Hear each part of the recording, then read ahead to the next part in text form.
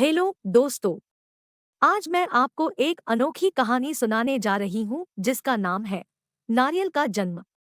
प्राचीन काल में सत्यव्रत नाम के एक राजा राज करते थे। वह प्रतिदिन पूजा पाठ किया करते थे। उनके पास किसी भी चीज की कमी नहीं थी। वह धन दौलत से लेकर हर प्रकार की सुविधा से समृद्ध थे। हालांकि इसके बावजूद भी राजा की एक अभिलाषा थी जिसे वह पूर्ण की चाह रखते थे। दरअसल राजा सत्यव्रत को किसी प्रकार से स्वर्गलोक जाने की इच्छा थी। वह अपने जीवन में कम से कम एक बार स्वर्गलोक के सौंदर्य को देखना चाहते थे, लेकिन उन्हें इसका मार्ग नहीं पता था। इधर दूसरी तरफ ऋषि विश्वामित्र अपनी तपस्या के लिए घर से बाहर निकले। चलते चलते वह अपनी कुटिया से काफी आगे चले गए थे। काफी समय बीत गया लेकिन वह नहीं लौटे। इस कारण उनका परिवार भूख और प्यास से तड़प रहा था। राजा सत्यव्रत को जब यह पता चला तो उन्होंने ऋषि विश्वामित्र के परिवार के पालन पोषण की जिम्मेदारी ली। कुछ समय बाद जब मुनिवर लौटे तो वे अपने परिवार को कुशल देख काफी प्रसन्न हुए। उन्होंने पूछा कि उनकी अनुपस्थिति में किसने उनकी देखभाल की। इस पर ऋषि के परिवार वालों ने बताया कि राजा ने उनके पालन पोषण की जिम्मेदारी उठाई थी।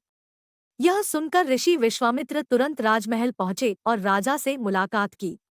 राजा की प्रार्थना सुनकर ऋषि विश्वामित्र ने एक ऐसा रास्ता बनाया जो स्वर्गलोक की ओर जाता था। यह देख राजा सत्यव्रत बहुत खुश हुए। वह तुरंत उस रास्ते पर चल पड़े और स्वर्गलोक पहुंच गए। यहाँ पहुंचते ही इंद्रदेव ने उन्हें नीचे धक्का दे दिया, जिसके कारण वो सीधे धरती पर जा गिरे। राजा ने सत्यव्रत ने तुरंत सारी घटना ऋषि विश्वामित्र बताई। राज की बात सुनकर ऋषि विश्वामित्र गुस्से से आग बबूला हो उठे। उन्होंने तुरंत सभी देवताओं से इस बारे में बात की और इस समस्या का हल निकाला, जिसके बाद राजा के लिए एक नया स्वर्गलोक बनाया गया।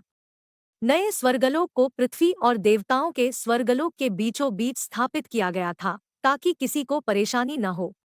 नए स्वर्गलोक से राजा सत्यव्रत तो बहुत खुश हुए, लेकिन विश्वामित्र को एक चिंता लगातार सता रही थी। उन्हें डर था कि नया स्वर्गलोक कहीं जोरदार हवा के कारण गिर न पड़े। अगर ऐसा होगा तो राजा सत्यव्रत दोबारा से धरती पर जा गिरेंगे। काफी सोच विचार के बाद ऋषि विश्वामित्र को एक उपाय सूझा। उन्होंने नए स्वर्ग लोक के नीचे एक बहुत लंबा खंभा लगा दिया ताकि उसे सहारा मिल सके।